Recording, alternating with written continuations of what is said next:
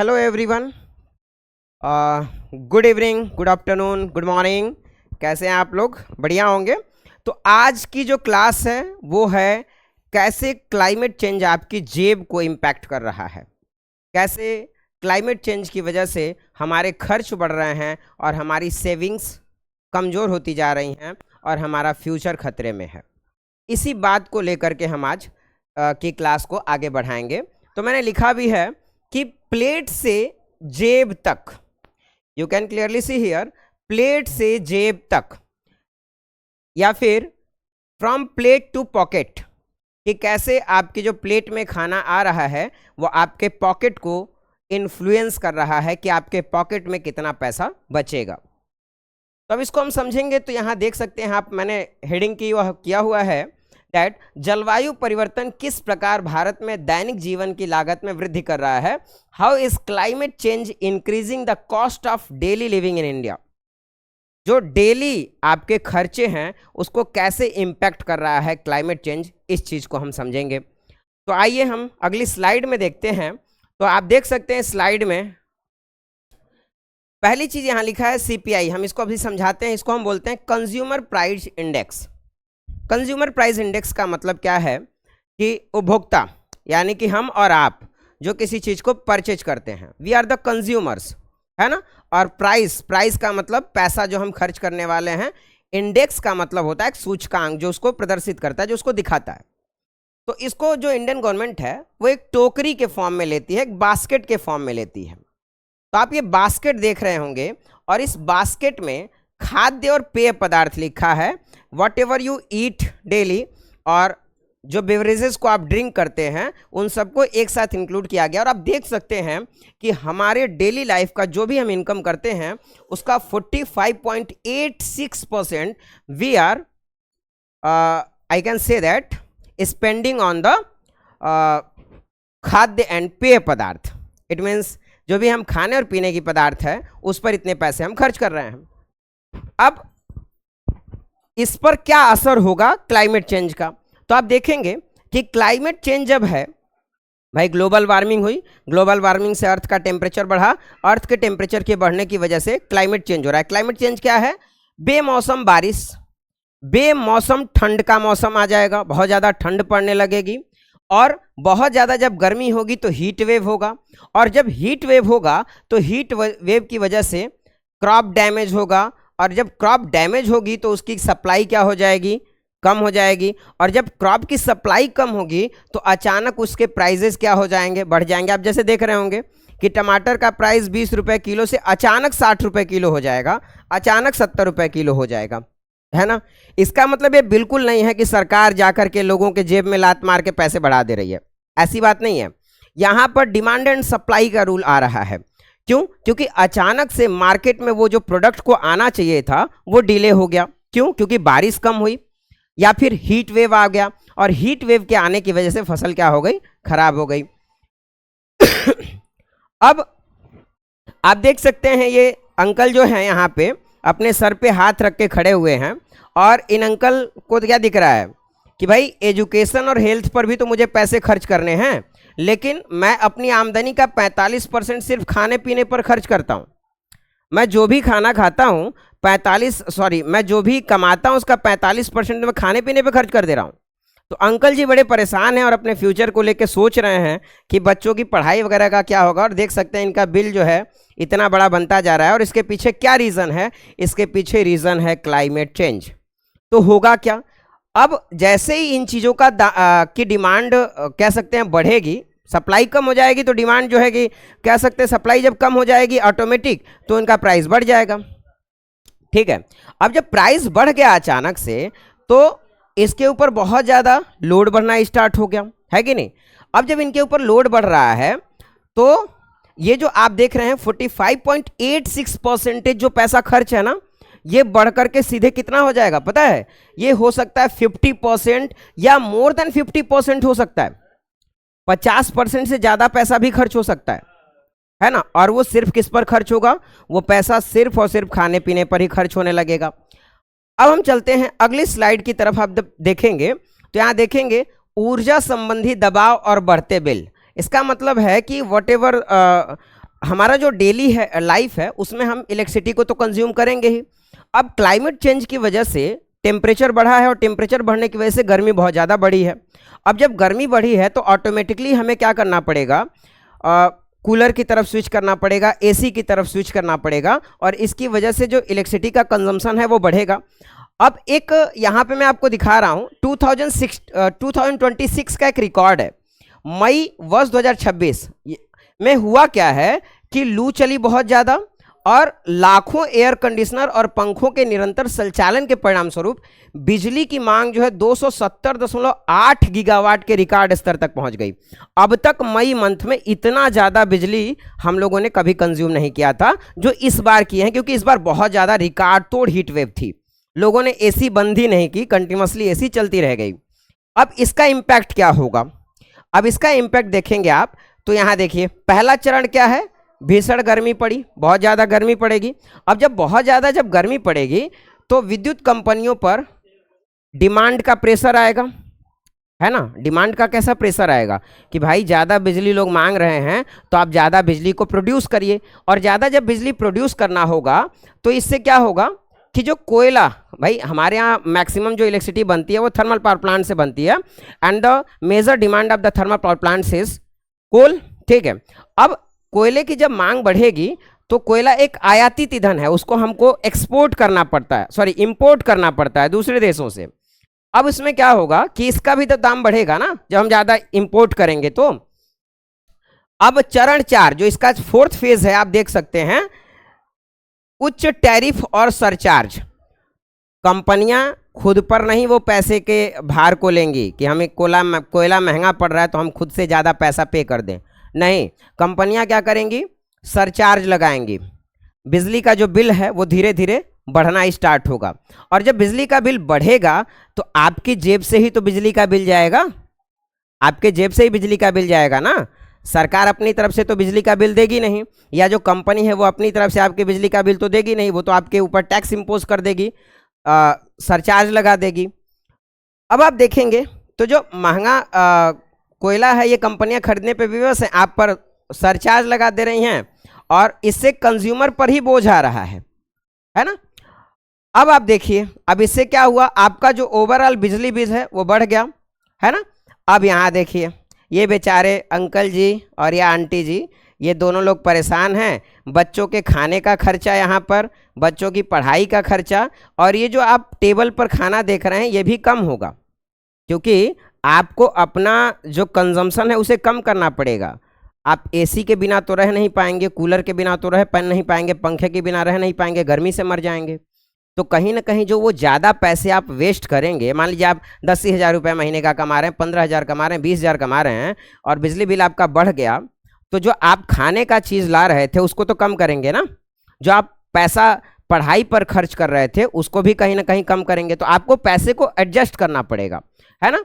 तो आप देख सकते हैं लोग बहुत परेशान हैं। कटौती क्या होगा, पोषण न्यूट्रिशन इससे कम होगा, और एजुकेशन पर भी इसका असर पड़ेगा। तो आप ध्यान दे सकते हैं कि क्लाइमेट चेंज कैसे एजुकेशन को भी इम्पैक्ट कर रहा है, और कैसे न्यूट्रिशनल वैल्यू जो है लोगों के बॉडी में उसको भी इम्पैक्ट कर रहा है। हम अगली स्लाइड की तरफ बढ़ेंगे, अगर देखेंगे तो यहाँ देख सकते हैं वाटर स्कार्सिटी। वाटर स्कार्सिटी की बात करते हैं। अभी जल्दी ही एक पॉडकास्ट में हमारे एक मंत्री हैं वो बैठे थे, तो उनसे पूछा गया कि भाई हमारे देश में वाटर की बहुत कमी है, तो उन्होंने तो ये कह दिया कि जो ये कह रहा है कि वाटर की कमी है वो एंटी नेशनल है। बहरहाल इस सब चीज़ों पे हमें नहीं जाना है तो लेकिन हाँ, मैं एंटी नेशनल नहीं हूँ। मुझे ये ज़रूर पता है कि वाटर स्कार्सिटी तो है इस देश में।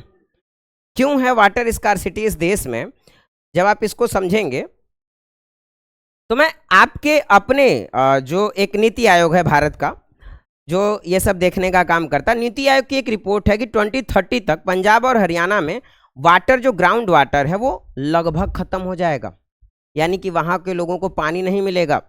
मध्य प्रदेश से कुछ रिपोर्ट्स आती हैं जिसमें देखा जाता है कि कुछ बच्चियाँ हैं जो कुएं से गंदा पानी ला करके पीने को विवश हैं, क्योंकि उनके पास क्लीन वाटर की व्यवस्था नहीं है।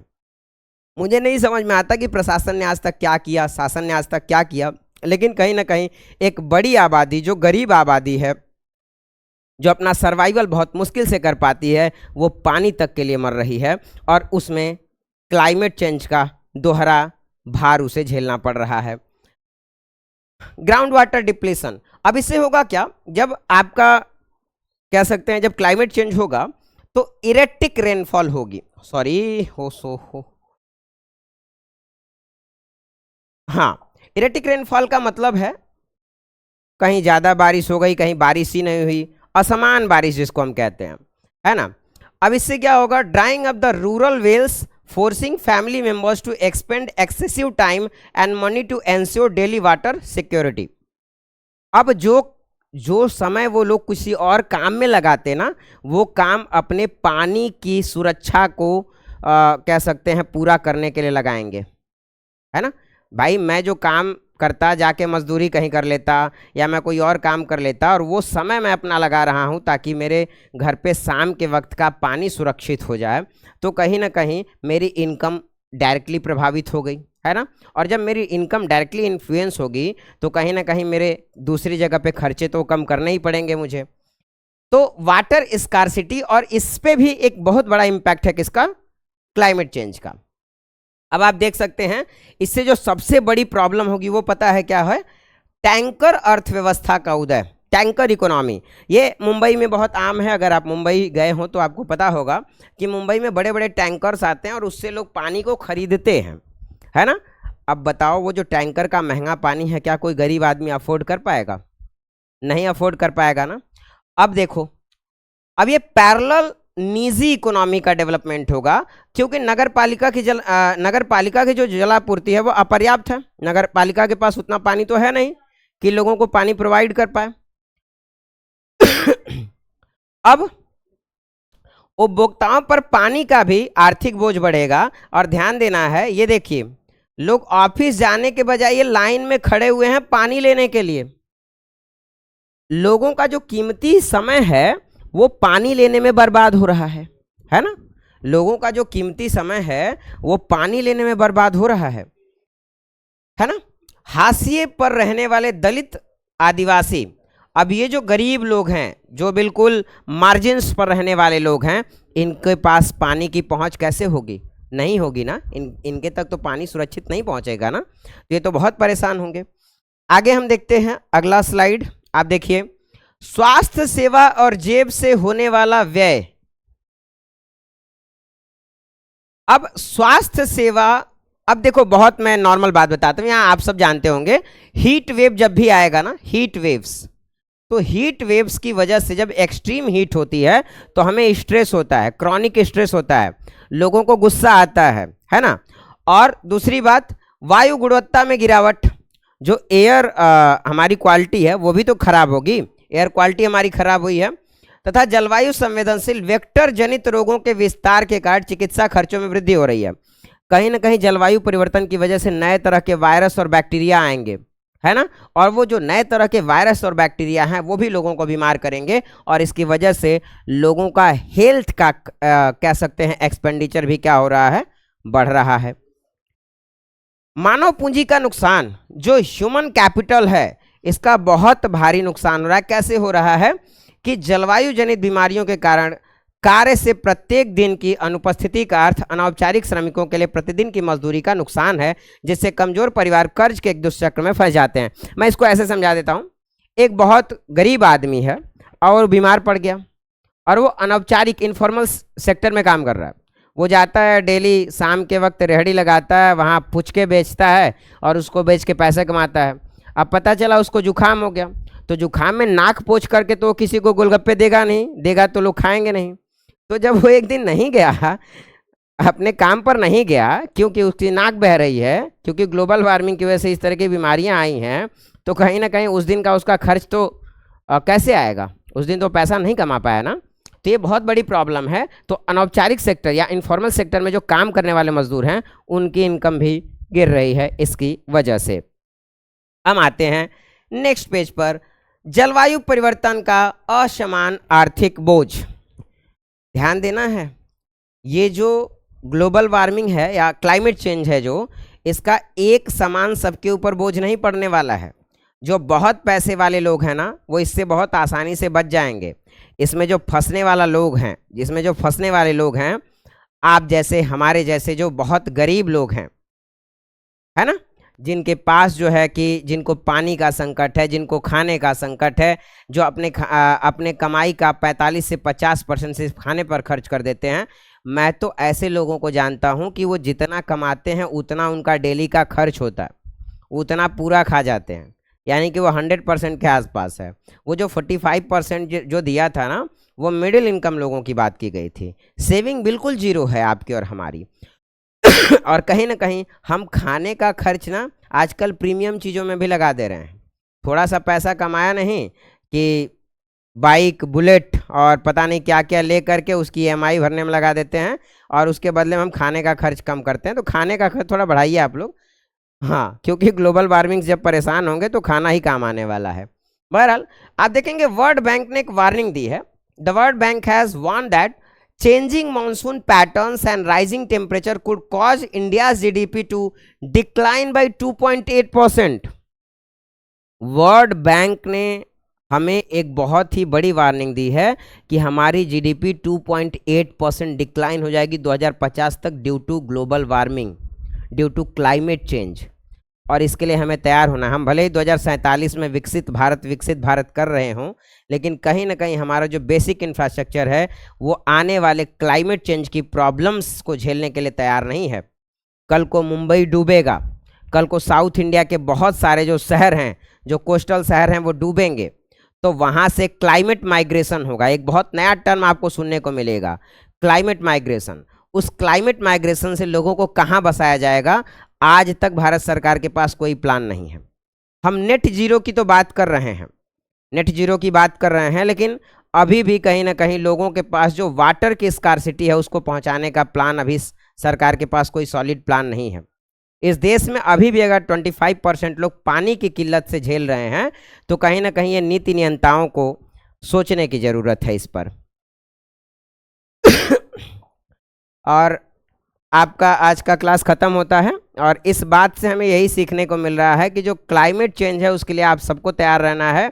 हमारी और आपकी ये सबकी जिम्मेदारी है कि हम अपने संसाधनों को सही से बचाएं, उसको देखें और ध्यान रखें। पानी बहता रहता है, हम छोड़ देते हैं, 10 बाल्टी पानी से नहा लेते हैं। तो आप ध्यान रखिए कि अगर आप 10 बाल्टी पानी से नहा रहे हैं तो किसी मध्य प्रदेश के छोटे से गांव में एक छोटी सी बच्ची उतने ही पानी के लिए कुएं के अंदर अपने जान की बाजी लगा रही है।